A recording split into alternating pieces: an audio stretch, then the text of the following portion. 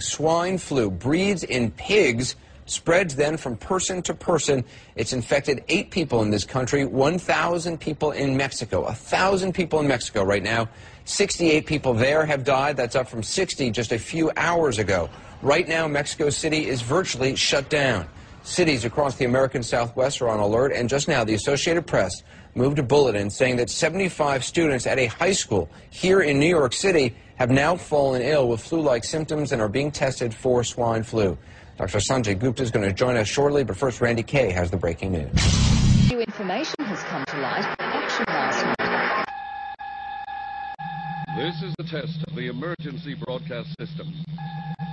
You'll hear things that you haven't heard elsewhere, with one or two exceptions.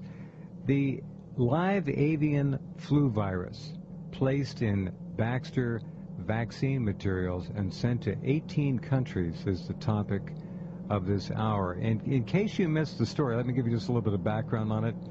The company that released contaminated flu virus material from a plant in Austria confirmed recently that the experimental product contained live H5N1 avian flu viruses.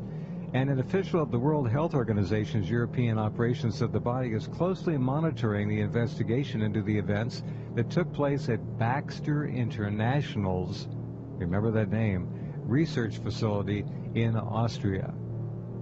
The contamination incident, which is being investigated by 4 European countries at least, came to light when the subcontractor in the Czech Republic inoculated ferrets with the Baxter product, and the ferrets died.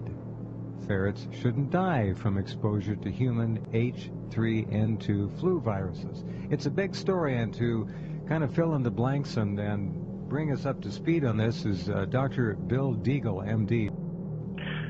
Yeah, this is not an accident. Just to summarize for those who aren't scientists, what they were seeing happening over the years is the H5N1 is so lethal. In order for it to recombine, it had to have 2 infections in one host, whether it's a bird, a person, a pig, and then to swap sections of DNA to transfer the docking genes. And that basically, they have done this. They've done what you actually do to create a bioweapon by mixing H5N1, which is highly pathogenic, and with the H3N2, and then sending it to 18 different labs in 3 countries.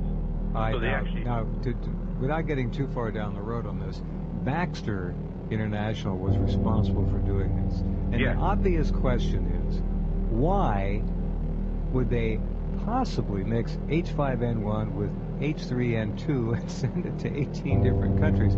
Accidents like that don't happen. No. In fact, all of the procedures at multiple steps would have prevented this. And then at the site in the Czech Republic, they just followed a lab procedure to pass it through by injecting it into ferrets to make certain that it was safe to continue experiments on animals or humans. Plus, the same company, Baxter, was ready to release their own version of the avian flu vaccine, which multiple companies are competing for. Right. And Baxter, of course, is in the 10th district, which is the same district for Mr. Obama. What are the ties, do we know, between Baxter International and the CIA or the feds in any other respect? Do we have any direct ties? Lots of interesting connections. In fact, this is where the points that Dr. Ott sent me earlier this evening, which are up on the feature, which are up on that, and they're quite dramatic. In fact, he has he's got this very dry sense of humor.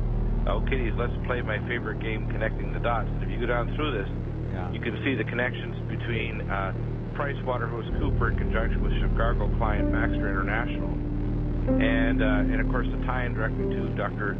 Tautenberger at Fort Detrick, who intentionally blended human-specific H3N2 and sent to 18 different labs. So there's direct connections here, and you can see the connection between PricewaterhouseCoopers and this. And of course, just last year, we also had a different company, Sanofi Pasteur, and their branch plant in China that made 380+ million doses of this binary RNA first phase vaccine. Yeah, when you say binary, let's not leave anybody behind. Explain binary. Binary means they vaccinated them with the first phase of this vaccine, our troops, going back and forth to the Gulf and Afghanistan. And they also announced they were going to vaccinate all the county sheriffs all across the country with the state health departments, Right. and also vaccinate their entire families. They haven't yet started, but the timeline is that the 90-day stale date is within 90 days of now. So these 380 million doses, quote, go stale date within 3 months. Pretty amazing. Okay, Yeah. do read The Connect the Dots by Dr. Ott. I think you'll be slack-jawed and amazed, to put it Yeah. mildly. It is shocking in the extreme. Yeah. And the fact that the documents are right here. He has the links. He's done his homework. Right. You can see it. I mean, it's not conjecture, as I say. You need to read. Please don't believe. Be a skeptic. Be a skeptic, but when you find out the facts, don't pretend that it didn't happen. Be an honest skeptic. Be an honest skeptic, you know?